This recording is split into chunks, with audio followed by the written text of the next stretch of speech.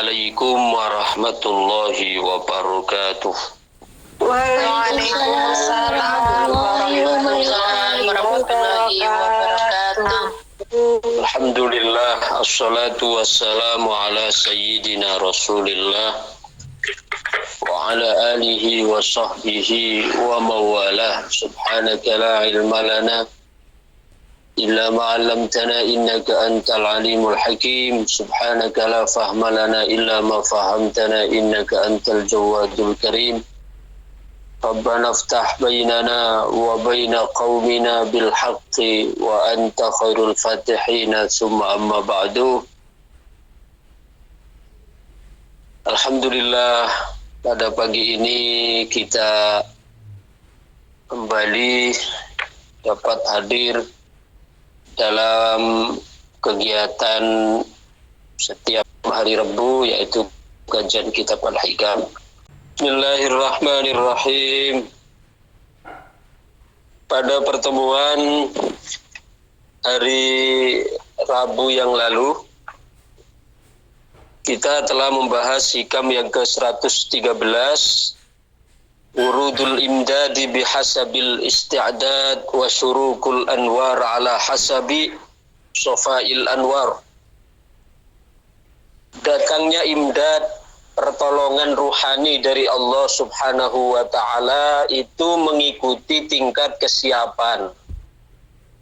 Artinya semakin siap hati kita untuk menerima limpahan-limpahan ruhani, maka semakin banyak juga limpahan ruhani yang Allah berikan kepada kita.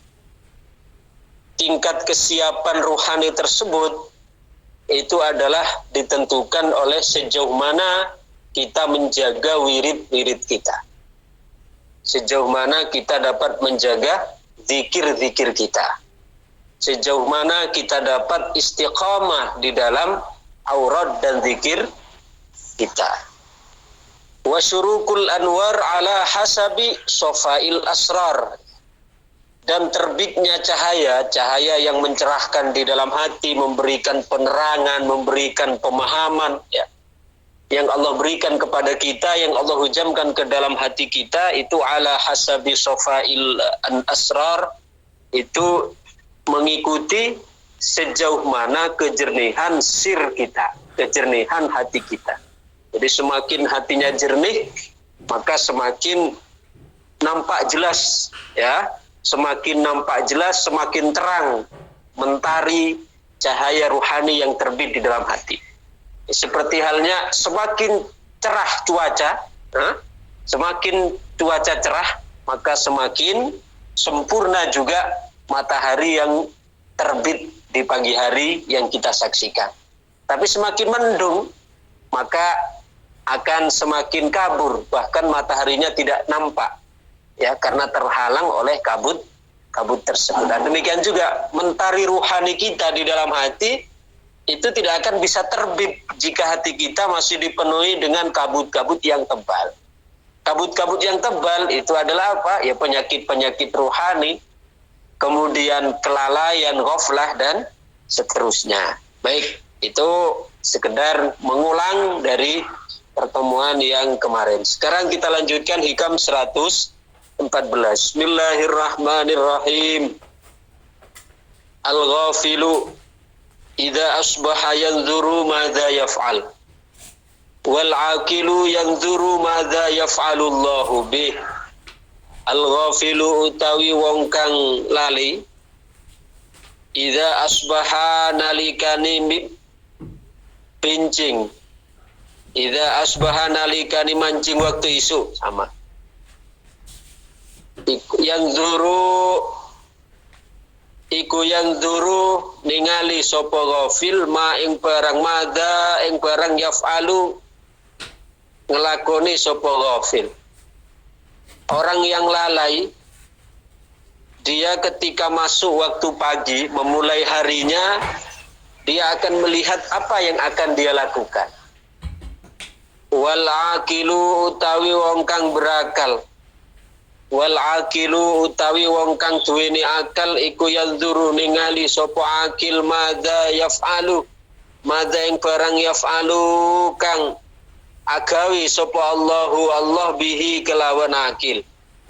Ini perbedaan antara orang yang ghafil dengan orang yang akil, antara orang yang lalai dengan orang yang cerdas. Lalai di sini, cerdas di sini, berakal di sini bukan berarti kebalikan dari gila, bukan. Ya. Karena berakal di sini bukan berarti berakal yang dimaksud dia tidak gila dari gila hilang akalnya, bukan. Tapi berakal di sini artinya ruhaninya yang cerdas.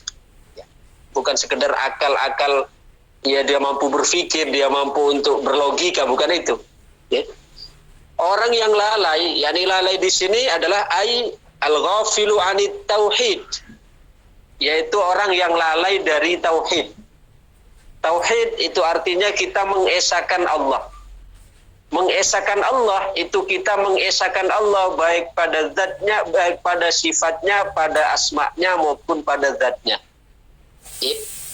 Mengesahkan Allah pada sifatnya, maksudnya apa? Allah itu esa dalam sifatnya. Artinya sifat Allah itu tunggal, tidak dimiliki oleh siapapun, tidak tersaingi oleh siapapun. Ya, itu maknanya sifat Allah tunggal. Kemudian zat Allah juga tunggal, ini maknanya tauhid. Sifat zat Allah juga tunggal, artinya bahwa zat Allah itu tunggal. Yang kedua, ketunggalan zat Allah itu tidak la yatajazza'u minal ajza'. Tidak tersusun dari bagian-bagian. Kalau kita abrar misalnya, abrar satu, tapi satunya saya itu tersusun oleh ajza', oleh bagian-bagian. Ada kepala, ada kaki, ada tangan, ada jantung, ada rusuk, ada tulang, ada sumsum, ada. Coba. Kesatuan saya itu terdiri dari partikel-partikel rongga, ya, terdiri dari anggota tubuh yang banyak. Satunya saya tapi banyak. Ya, tapi kalau Allah satu, la yatajazza'u minal asya. Allah tidak, satunya Allah, tunggalnya Allah, ketunggalan Allah itu tidak terbagi-bagi. Kalau kita satu, ya, abrar satu, tapi satunya saya itu banyak elemen di dalamnya. Ya, jadi kita mentauhidkan Allah, maknanya yang pertama kita mengesahkan Allah dalam sifatnya. Ya. Yang kedua, mengesahkan Allah dalam af'alnya, dalam perbuatannya. Maksudnya bahwa tidak ada la fa'il al-halal hakiki illallah. Tidak ada pelaku yang hakiki kecuali Allah.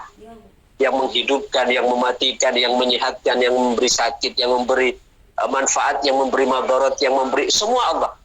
Sehingga orang kalau sampai kepada tataran ini, tauhidul af'al, maka dia akan tenggelam di dalam af'al Allah. Ketika melakukan kebaikan, melakukan taat, maka yang dia saksikan adalah itu perbuatan Allah. Dalam arti, dia sama sekali tidak memiliki kekuatan untuk melakukan itu. Karena dia hanya menyaksikan dirinya ibarat kotak kosong yang diberi oleh Allah kekuatan pada kotak kosong tersebut untuk melakukan. Sehingga ketika melakukan kebaikan, dia saksikan itu adalah kehendak Allah, itu adalah murad Allah, sehingga dirinya tidak menyaksikan tidak menyaksikan dirinya yang melakukan kebaikan itu, ya, sehingga tidak ada riya, tidak ada ujub, tidak ada sum'ah, karena dia hanya sebagai kotak kosong yang dialiri oleh Allah kekuatan untuk dapat melakukan ketaatan tersebut.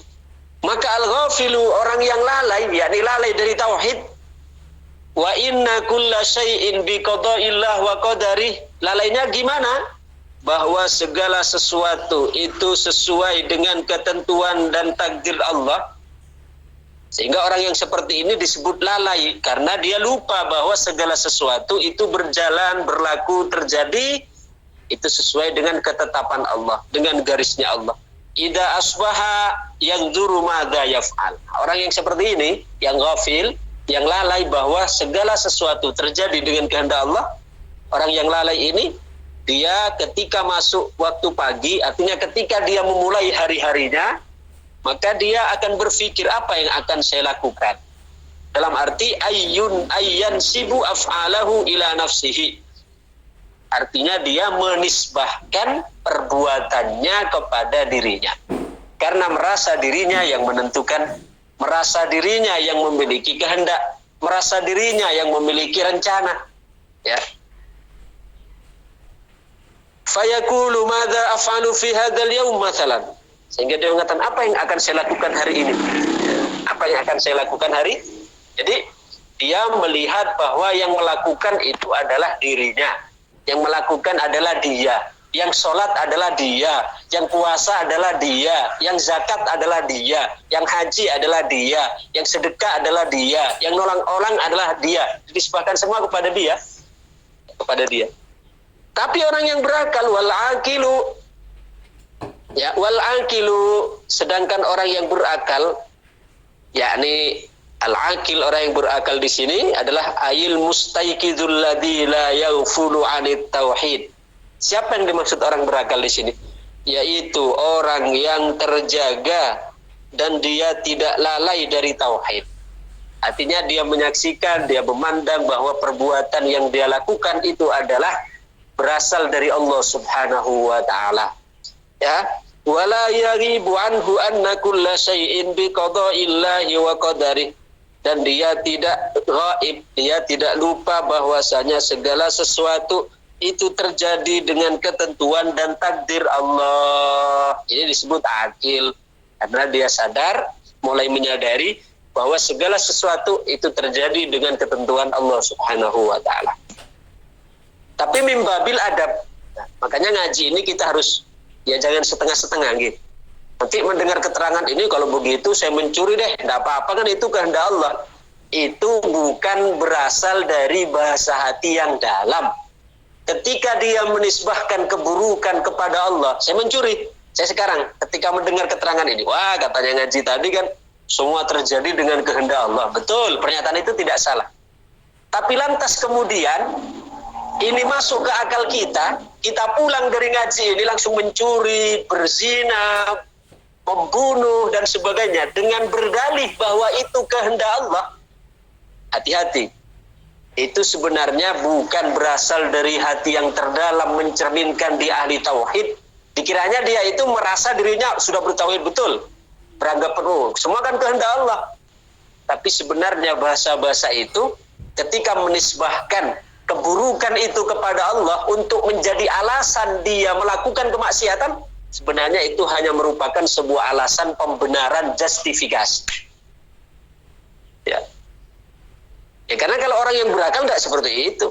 Kalau melakukan kebaikan, itu dinisbahkan pada Allah. Tapi ketika melakukan dosa, dinisbahkan kepada dirinya. Ma asaba min hasanatin faminallah, wa ma asaba min sayyi'atin famin nafsi. Apa yang kebaikan yang kalian lakukan itu dari Allah, sedangkan dosa yang kalian lakukan itu adalah dari diri kalian. Artinya memang Allah menghendaki, tapi Allah berikan pilihannya. Ada akal ini. Untuk menimbang akal ini oleh Allah, diturunkan Quran, diturunkan Nabi. Itu sudah bisa yumayyiz, sudah bisa membedakan mana yang baik, mana yang buruk. Jadi ketika Allah, sering orang nanya gini ke saya, Bah, katanya baik buruk kan kehendak Allah. Ya betul. Kemudian Fir'aun, Abu Bakar beriman, itu kehendak Allah. Betul. Kemudian Abu Jahal, kafir, itu kehendak Allah. Betul. Tapi kenapa Allah kok masih menyiksa Abu Jahal? Padahal kan kafirnya Abu Jahal itu dikehendaki oleh Allah. Nah, seringkali orang terjebak pada pertanyaan seperti itu. Ya.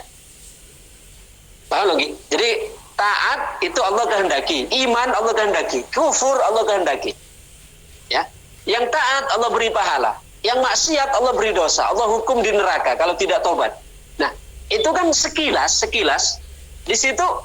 Kenapa sih Allah kok mesti menghukum orang yang dosa, orang yang maksiat, orang yang kafir? Toh itu pun adalah Allah menghendaki kekufurannya.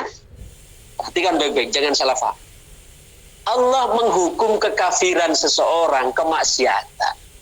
Itu adalah dari segi kasabnya. Dari segi kasab yang dia jalankan. Bukan dari ketentuan yang Allah letakkan. Allah tidak menghukum ketentuan yang Allah letakkan pada, misalnya pada Fir'aun, pada Abu Jahal. Allah tidak menghukum ketentuan Allah menentukan dia kafirnya, bukan. Tapi yang Allah jadikan ketentuan, yang Allah jadikan alasan kenapa Allah menghukum, itu karena Allah telah memberi hujjah pada hamba tersebut, pada Abu Jahal, pada Fir'aun, karena Allah telah memberikan akal. maka gerakan fisik yang dilakukan untuk mencuri, untuk ingkar, untuk murtad, itulah yang dihukum oleh Allah. Jadi bukan ketentuan Allah menjadikan dia kafir, bukan. Tapi karena Allah telah memberi perangkat akal untuk berpikir, kemudian dia tidak mau berpikir, nah itu yang dihukum oleh Allah. Jadi jangan dibenturkan dong, katanya kan baik buruk kehendak Allah. Kenapa Allah mesti menghukum ahli maksiat? Karena Allah memberikan ikhtiar namanya, memberikan pilihan dengan diberi akal.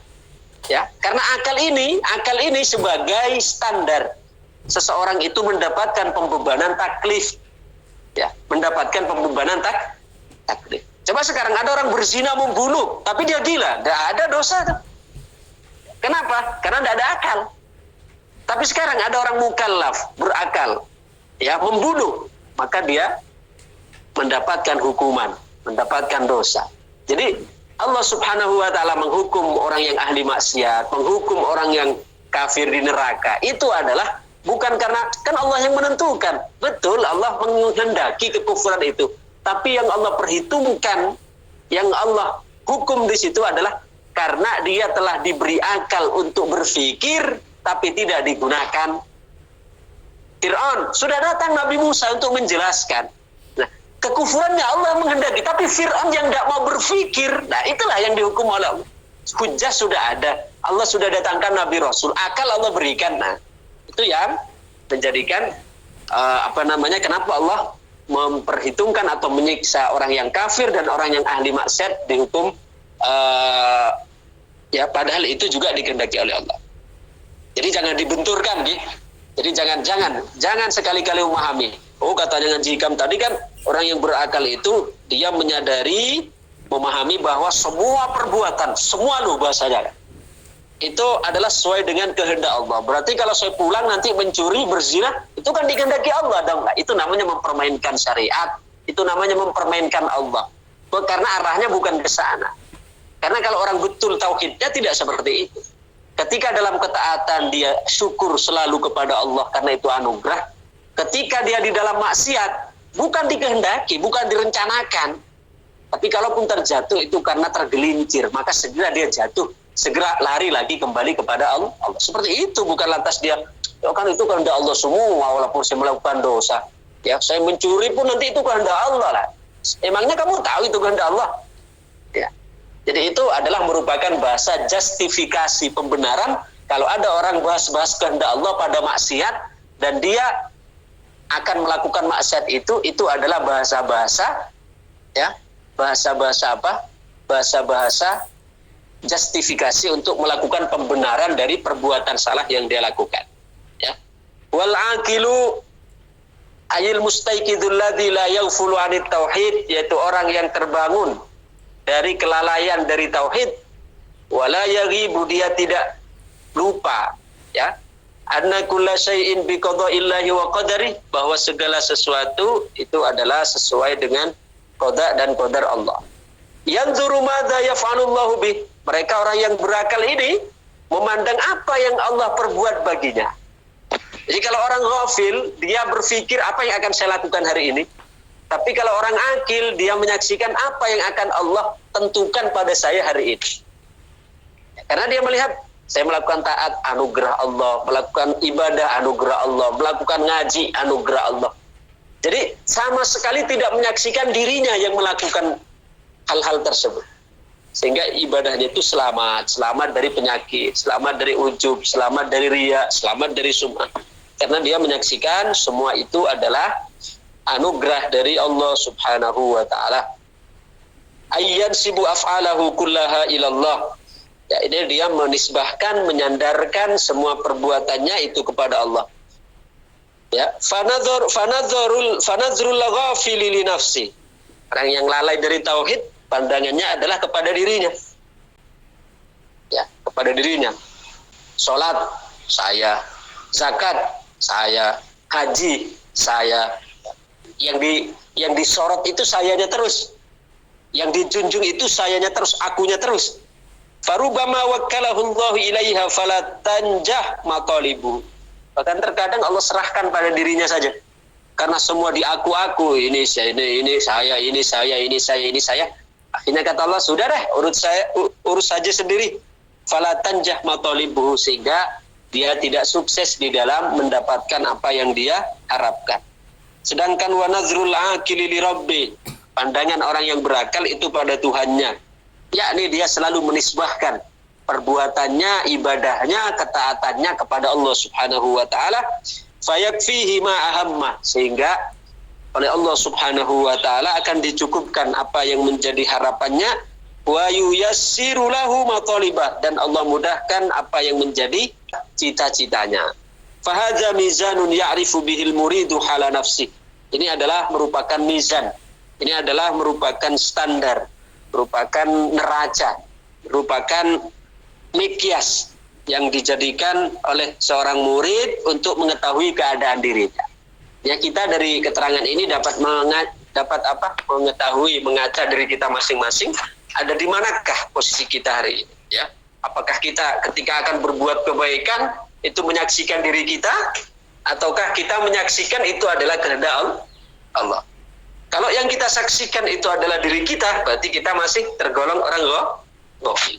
Tapi kalau yang kita saksikan adalah Allah, maka berarti kita sudah masuk golongan orang yang berakal. Fahadza mizanun ya'rifu bihil muridu hala nafsi, fa awwalu khatirin yaridu alaihi huwa mizanu tauhidihi. Karena bagi seorang murid, pertama kali ya yang datang lintasan-lintasan pada dirinya itu adalah dia timbang dulu dengan timbangan tauhid. Maksudnya timbangan tauhid apa? Ya itu tadi, ketika beramal, ketika dia sudah mulai masuk, sudah mulai meresap dengan tauhid, maka dia akan menyaksikan perbuatan yang dia lakukan, ya, amal ibadah yang dia kerjakan itu adalah kehendak Allah, itu adalah kekuatan dari Allah, itu adalah anugerah Allah, itu adalah pertolongan Allah. Berarti kalau kita sudah bisa seperti ini, itu adalah mengindikasikan tauhid sudah mulai meresap masuk ke dalam hati sanubari kita. Jadi kalau kita sudah mulai ada ini, melakukan ibadah, kita sudah mulai kekuatan dari Allah, anugerah dari Allah. Kesadaran itu sudah muncul dari hati, bukan lisan loh ya. Kalau lisan kan bisa saja ngapusi. Kesadaran di hati nih. Sedekah misalnya. Alhamdulillah, ini adalah anugerah Allah. Allah memberikan kekuatan saya untuk mengeluarkan dan sebagainya. Sholat, ngaji seperti ini. Nah, ketika di dalam hati kita sudah muncul rasa bahwa ibadah yang kita lakukan itu adalah anugerah Allah, kasih sayang Allah, kekuatan dari Allah. Nah, itu berarti kita sudah mulai merasakan, ya, sudah mulai merasakan masuknya, meresapnya tauhid ke dalam hati kita. Karena apa? Dia sudah mulai menyaksikan semua perbuatan yang dia lakukan itu adalah dari Allah. Ini. Tapi kalau orang belum meresap tauhidnya, maka dinisbahkan kepada dirinya. Sedekah, aku. Sholat, wah saya yang kuat. Zakat, ini semua dari saya zakatnya. Haji, saya haji itu sudah berapa kali lah. Karena masih menyaksikan saya. Jadi kalau masih menyaksikan saya, maka itu masih, ya, tauhidnya itu belum meresap lagi, ya, belum meresap. Fanadhar falyanzur idza istaqbalahu subulun. Maka hendaklah kita seorang murid itu memperhatikan, ya, ketika melakukan aktivitas itu, fa in ada qalbuhu fi awwali wihlatin ila haulihi wa quwwatihi fa huwa munqati'un anillah. Coba lihat, kita ngaca pada diri kita masing-masing. Bagaimana ketika kita beraktivitas, beribadah, melakukan perbuatan, pada saat kita melakukan itu, melangkahkan kaki untuk ibadah, untuk melakukan taat, untuk melakukan perbuatan, gimana? Kalau di awal langkahnya saja kita sudah merasakan bahwasanya kita tidak ada, bahwasanya, ya, dia adalah mampu, bahwa dia adalah kuat, bahwa dia adalah yang itu adalah kuasa kita, dia sendiri, maka dia sebenarnya telah terputus dari Allah. Berarti tauhidnya belum meresap. Jadi kalau kita bisa ngaca, kita ketika melakukan perbuatan ini, taat, ibadah, apapun itu bentuknya, kalau kita masih merasa kita yang memiliki kemampuan, kita yang memiliki kekuatan, kita yang memiliki, ya, segalanya itu, maka sebenarnya dia masih terputus dari Allah. Wa in ada ilallahi subhanahu fahuwa wasilun ilaih. Tapi kalau dia kembali kepada Allah, melakukan taat, itu anugerah alhamdulillah, saya dapat melakukan ngaji, saya dapat mengikuti kajian di Iwamid setiap hari, semua yang program yang saya ikuti, di dalamnya saya ikuti, di semua kekuatan dari Allah. Nah, ketika kesadaran, ini bukan di mulut dong, di hati. Kalau di mulut bisa saja kita poles, di hati nih, yang tidak dapat dibohongi. Ketika sudah timbul kesadaran itu dalam hati kita, maka itu berarti menunjukkan kita sudah nyambung, sudah wasil ilaih. Kalau tadi masih menyaksikan dirinya, maka itu masih terputus dari Allah. Sedangkan kalau dia menyaksikan Allah, menyaksikan kekuatan dari Allah, menyaksikan anugerah Allah, menyaksikan itu sebagai pemberian Allah, maka itu adalah orang yang sudah tersambung dengan Allah subhanahu wa ta'ala. Wa yasihu ayyakuna ma'na nadhurihi ila ma yaf'alullahu bih ayyanzura ma yaridu ala qalbihi minal isyarati min kibalihi ta'ala fayakunu iqdamuhu wa ihjamuhu biwujudi basiratin husni taufiq wa hadha mizanun syarif iqtadahu dawamul tijaihi wa sidqul iftiqari. Dan bisa juga dipahami bahwa dia selalu memandang, mengembalikan semuanya kepada Allah. Itu artinya bisa juga berarti ayyanzura ma yaridu ala qalbihi minal isyarat min kibalihi ta'ala. Dia juga melihat bahwa apa yang datang terhujam di dalam hatinya dari isyarat-isyarat itu dia saksikan merupakan anugerah Allah. Jadi ketika misalnya diberikan kehebatan dapat mengungkapkan ilmu yang menjadikan orang terkagum, keterangan-keterangannya itu tidak pernah didapatkan di kitab. Ya pokoknya unik lah. Selalu memiliki penafsiran baru, selalu memiliki cara pandang yang baru, tapi tidak menyalahi syariat. Tapi memiliki selalu ketika menjelaskan menjadikan orang tercerahkan, yang mungkin belum pernah orang terfikirkan sebelumnya. Nah, maka orang-orang yang akil itu ketika menemukan hal-hal seperti ini di dalam dirinya, dia akan menisbahkan itu kepada Allah juga. Jadi bukan, iya saya kan memang pintar saya kan ahli baca, saya kan memang ahli, enggak. Tapi dia selalu menisbahkan itu kepada Allah. Ya, ketika dipuji oleh Masya Allah, keterangan yang Anda berikan itu luar biasa hebat, belum pernah saya dengar. Kalau orang ghafil, sudah apa bangga? Wah iya, saya kan rajin baca. Saya lagi. Berarti masih ghafil, terputus tidak. Tapi orang yang akil enggak. Ketika dia ada ilmu-ilmu yang seperti itu, yang unik lah, belum pernah tersampaikan oleh orang sebelumnya, bahkan belum pernah terfikirkan. Maka ketika mungkin orang muji, dia tidak mengatakan, saya tidak. Tapi dia, teniki adalah anugerah dari Allah. Semua adalah Allah subhanahu wa ta'ala yang memberikan futuh ke dalam hati hamba. Seandainya Allah tidak memberikan itu, maka hamba tidak memiliki apapun, kekuatan apapun, ilmu apapun, kosong. Itu juga merupakan bentuk dia tidak menyaksikan kepada dirinya, tapi dia saksikan semua dari Allah. Fayakunu iqdamuhu wa ihjamuhu biwujudi basiratin wa husni taufik. Sehingga apa yang dia sampaikan, apa yang dia utarakan itu ya penuh makna, penuh arti, mendalam, mengena gitu. Ya, dengan wa husni taufik, selalu mengena sekali. Wa hadza mizanun syarif, ini juga merupakan timbangan yang mulia yang dihasilkan dari dawamul tijaihi wasituftiqari. Itu juga merupakan buah keberkahan dari dia selalu kembali kepada Allah dan selalu jujur di dalam rasa butuh kepada Allah.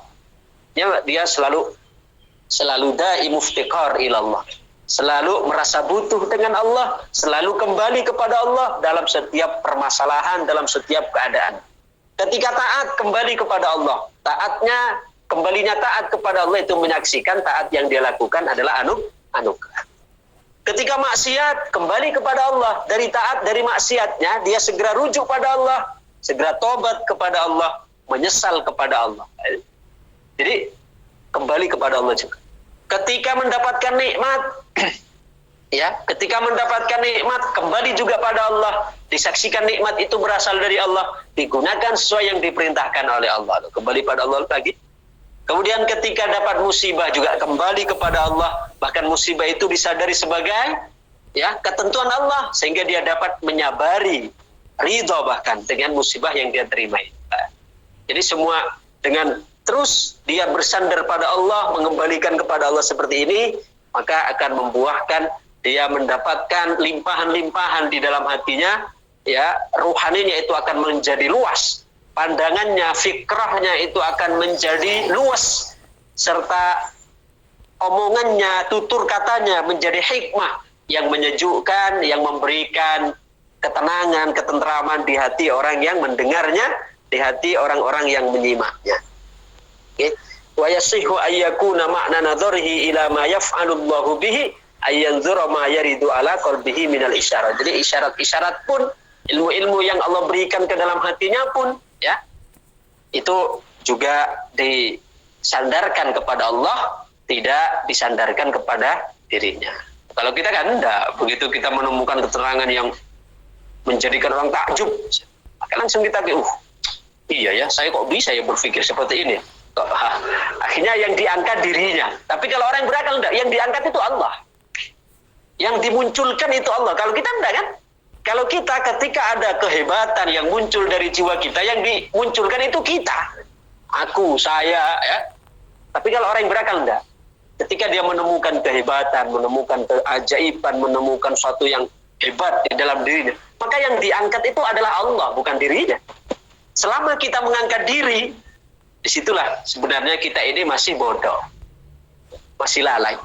Tapi sejauh mana ketika kita sudah mengangkat Allah, yang kita munculkan itu Allah, ada kehebatan kita balikan pada Allah, sejak itulah berarti kita sudah mulai berakal, dalam arti mulai sadar, mulai meresap, tingkat ketauhidannya sudah mulai merasuk ke dalam hatinya, sehingga dia menjadi orang yang selalu dawamul iltija wa dawamul iftikar, selalu balik kepada Allah, selalu butuh dengan Allah subhanahu wa ta'ala. Mudah-mudahan kita semua dijadikan oleh Allah subhanahu wa ta'ala orang-orang yang dapat memahami ilmu-ilmu rahasia ini.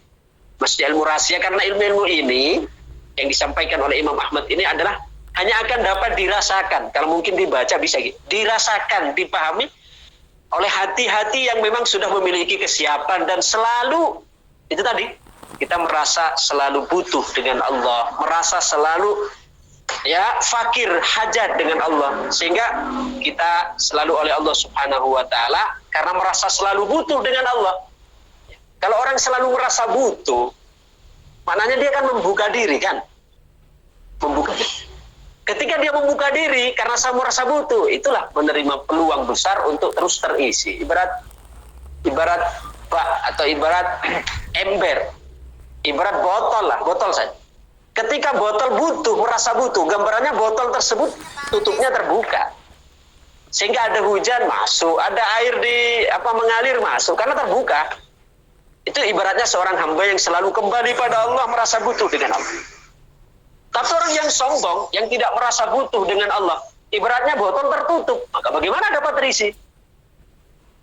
Jadi semakin kita merasa butuh dengan Allah, semakin banyak kembali kepada Allah, maka sejauh itu juga ya peluang yang akan kita dapatkan dari pencerahan, kemudian dari dari ketenangan di dalam hati, yang itu semua masih nyambung dari keterangan yang lalu, yaitu tergantung tingkat kesiapan. Tingkat kesiapannya itu apa? Tingkat kesiapannya ditentukan oleh sejauh mana kebeningan hatinya, kebersihan hatinya dari perbuatan-perbuatan tercela, juga ditentukan, dibantu oleh bagaimana dia mempersiapkan diri dengan melazimi istiqomah terhadap wirid, terhadap zikir ya, yang Allah subhanahu wa ta'ala perintahkan kepada kita. Mudah-mudahan kita semua diberikan pemahaman ini oleh Allah subhanahu wa ta'ala. Amin amin ya rabbal alamin. Allahumma salli wa sallim wa barik ala sayyidina Muhammad wa ala alihi wa sahbihi wa barik wa sallim ajma'in. Alhamdulillahi rabbil alamin. Hamdan yuwafi ni'amahu wa yukafi mazidah ya rabbana lak alhamdu kama yanbaghi li jalali wajhika wa azimi sultanik. Allahumma salli salatan tunjina biha min jamil ahwal wal afat wa taqdilana biha jamil hajat wa tahruna biha min jamil sayyat wa tarfa'una biha indaka ala darajat tuballighuna biha aksal wayat min jamil khairat fil hayati wa ba'dal mamat اللهم انفعنا بما علمتنا وعلمنا ما ينفعنا وزدنا علما ربنا آتنا في الدنيا حسنة وفي الآخرة حسنة وقنا عذاب النار اللهم أرنا الحق حقا وارزقنا اتباعه ربنا آتنا في الدنيا حسنة وفي الآخرة حسنة وقنا عذاب النار اللهم محمد وعلى آله وصحبه وبارك وسلم أجمعين سبحان ربك رب العزة عما يصفون وسلام على المرسلين أعوذ بالله من الشيطان الرجيم بسم الله الرحمن الرحيم الحمد لله رب العالمين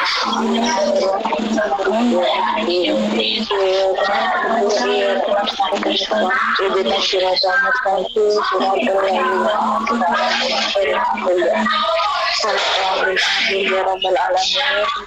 Oke, demikian. Terima kasih. Assalamualaikum warahmatullahi wabarakatuh. Waalaikumsalam warahmatullahi